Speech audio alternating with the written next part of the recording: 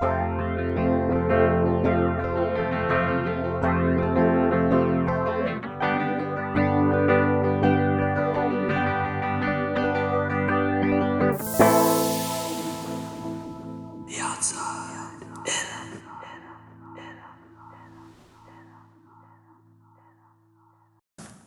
think the thought is basically our minds trying to make sense of what's going on.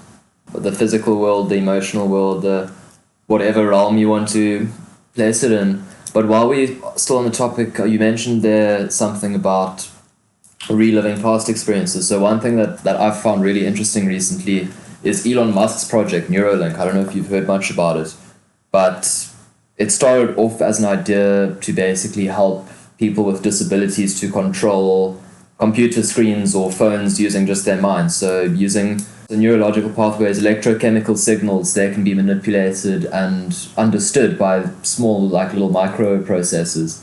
And obviously, if this technology is available for that, it's going to be used for a lot of other things. So one article that I read recently said that Neurolink will be able to be used as like a music streaming software where basically you don't have to be physically listening to music. You don't need headphones, but you can experience the music exactly as you would if you were listening to it. So you don't actually hear music, but your mind thinks that you're hearing music because of these electrochemical impulses that's being sent out by these little microprocessors that they put into your skull. So what it is, it's basically a 2.5 to 3 centimeter diameter chip, which they basically cut a hole out of your skull that size, and then they replace that part of your skull with the Neuralink thing. So almost like a cork in there. And then there's like little wires that extend about 2 to 3 millimeters down into your brain, like they call them electrodes. And these are where the electrochemical impulses can basically be transferred. And based on your disability or whatever desired outcome they want from the Neuralink chips, they can put it in different parts of your brain and stimulate different regions. So what this has also enabled us to do, well, it hasn't happened yet, but they said within the next year they're going to start using it on humans. So what they will be able to do is to literally download information onto your brain. So you can download books worth of knowledge onto your brain without ever having to read a book. You can relive past experiences exactly as they were. You can literally smell the exact smells that were there, hear the exact sounds, no matter how big, how small, feel the exact sensations to any moment in your life. So I think what they intend to do is basically, like with these chips, it records everything that's going on in your brain and you can replay them at any point, which, if you ask me, I think that would ruin the experience of being human. If you could experience anything that's happened to you in your life, you can go to the most pleasurable experiences and you can't tell me that that's not going to be addictive. Our brain thrives off of these chemical releases that we get during extremely pleasurable experiences, and to have that readily available at the click of a button, I think it's going to distort everyone's perception of reality. People are going to get completely lost in life. They're not going to know if they're living in the present or if they're living in the past. Okay, and no one will be present. No one will ever be present again, I think. This is going to have some probably catastrophic effects for a lot of people if they make this freely available for anyone to use. If you can just click into any experience you've ever had, I think it'll turn the human experience upside down. I really do think so as well. And also you'll find a lot of the time you'll be reliving past experiences and you won't be creating any new experiences of your own. And that's the beauty of it. I mean, it's nice to experience moments of pleasure, but the thing is you can experience moments of pleasure in endless amounts of varieties, different possibilities. And I feel like that will detract a lot from people going forward of seeking new experiences for themselves. They can just relive old perfect experiences. Exactly. Also, it will ruin the entire experience of pleasure, the entire sensation of pleasure. Exactly. And joy, sorry. No, it's absolutely fine. And then essentially, the mind, it's a virtual reality. So basically you'll be living in a virtual reality, which we essentially are now as well. I mean, everything that I'm seeing through my eyes is distorted by my mind. I'll be seeing something, and then the minute I see it, I will place a description to it. I will use language. And referring actually back to language is merely just symbols.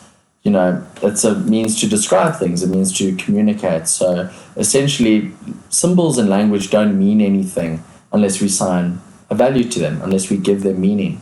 So the mind is also incredibly powerful, where me and Kai can be looking at the exact same thing, and we could describe it in different ways.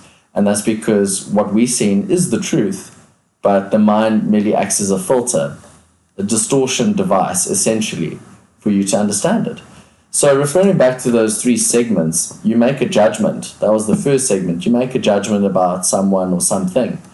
And in essence, the minute you judge someone, you're effectively actually judging yourself, because that person might actually demonstrate a shortfall that you're experiencing in yourself, in your life, and you might feel insecure. Well, they'll be good at something, whereas you think you are not good at that, and that is merely just subjective, and your mind will distort that truth. If someone is good at rugby, say, for example, or good at a sport, you'll be like, they're so much better than me at sport, but the thing is, they're just playing sport. That's the truth, but you immediately want to assign a value, a symbol, a meaning, for you to understand it, for you to make it coherent for your mind. And you believe that. And then the belief system comes in, which is the second segment. And you believe that, and you place structures, you build structures in your mind of belief systems, of how the world works, of how society is, of how to behave. And they've all been passed on to you by others, and merely what you see other people doing through your eye. You see how people behave, how people react, and then immediately you start deciphering through binary, which is the mind, whether something is good or bad, right or wrong. And that's essentially what we're trying to eliminate here. Well, not even eliminate, that is the function, but we're trying to make you aware that everything that you see in life is merely a distortion of the truth. So I will be seeing a tree, Kai will see the same tree, and he'll say it's a big tree. And I'll say, no, it's a small tree. But Kai hasn't seen the trees I saw when I visited USA, say, for example, maybe 10 years ago in the United States, and I saw a giant redwood. But Kai maybe hasn't even left South Africa, and he's only seen maybe a 20-foot tree, whereas I've seen 100-foot trees. So immediately there's what we call a disagreement, but merely it's just both distortions of the truth. What is the truth? The truth is it's just a tree. But now we've given it a symbol, we've given it a meaning to make it coherent. So we get to the third stage, the third segment, and we make judgments, we have belief systems, and then we have judgments of ourselves, and we believe those judgments, and we believe in those belief systems. We think they are the truth. We think that is the way life is and ought to be and how it always has been. And that is not the truth. The truth is, it's just life, really. No, I mean, that would make it very detrimental to any progress through life if you constantly believe your own negative thoughts and feelings and everything. But moving on to another very fascinating facet of the human mind is consciousness. What even is consciousness? Like, obviously, we can understand it as being self-aware and simply just aware of our surroundings, but at what point does consciousness become consciousness? I mean, obviously, as humans, we know ourselves as conscious beings. And there's a famous statement by, I think it was a French philosopher, who said, "I think, therefore I am." I could agree with that statement. Referring back to conversations with God, essentially describing what the mind is merely just cells within the body. And now referring back to what you said. The brain is simply cells within the body. Exactly. The mind is not limited to a location. Exactly, not limited to a location, but essentially the cells are still made up of atoms, as is everything that we know of, and that is essentially what the mind is. But I think the whole thing referring back to the consciousness of the lizard, and I was actually thinking of a wizard with a lizard caught in a blizzard. King Gizzard and the Lizard they're actually a very cool Australian psychedelic rock band. Would highly recommend checking them out. But I think referring back to not having bad thoughts or having an awareness, we keep speaking of that, but a lot of people are probably still thinking, how? Like, what can I do? And as we've said, spending quality time just with yourself, with the company of your own, I think is obviously the first step, in silence, silent contemplation, really. And practicing that daily, taking personal inventory maybe at the end of the day. How did I feel today? What did I achieve today? How did I impact the people around me? How did I feel? That's taking personal inventory. And then maybe having mantras, or in other words, affirmations, affirming yourself in life. That's also creating positive pathways. Another thing is to start maybe questioning belief systems that you've previously had, and maybe start breaking them down, because the power that you invest into a belief system, you can regain that power if you break that belief system down. If you keep telling yourself you're not good at something every day, And then eventually one day you are good at that thing and you did get good at it and you never thought you would be able to. You believe now that you can do it because you've seen it, but essentially you shouldn't have to physically, tangibly see yourself being able to do that in order for yourself to believe it anyways, and manifest that into your reality. So essentially, these techniques that the sages of Savannah taught Julian Mansell in The Monk Who Sold His Ferrari are very simple techniques. And I'm going to list a few of them here for you. Some that you can do every day, some that you don't have to. It's mainly at your own discretion. But the one is called opposition thinking. So you can take any type of grain, any bead, any small item that you can quantify, that you can place in a small cup, a small shot glass, you name it. And the purpose of that is to quantify the bad thoughts you have in a day. So that's the first thing I would say. The second one is called the heart of the rose. This has helped me immensely, especially with my studies, is staring at the inside of a plant or a flower, any type of plant, for a couple of minutes a day. It enhances focus and concentration, and you aren't distracted. The mind loves to distract you, such as with phones, with books, with TVs, you name it. The mind loves to be distracted, and you actually enjoy it too, especially if you don't know yourself. You love to be distracted by your own thought. So stare at the inside of a plant. Start with 1 minute, up it to 2, increase the ante every day, and you'll start seeing that you start approaching tasks with much more vitality, with much more energy, with much more focus, with much more drive. So that's essentially the second one. The third one, which I'm going to tell you now quickly, is called The Secret of the Lake. Essentially what these people did in Savannah was they would go up to a lake and they would envision a part of what hadn't happened yet, a dream, a alternative reality of what they could achieve. And they every day would spend about 10-15 minutes envisioning a dream. And by looking at this dream, they would essentially keep playing the dream out to themselves. If you have a dream of becoming the president, a DJ, whatever, you name it, start envisioning that, because it can become true. Through thought, you can manifest that into your reality.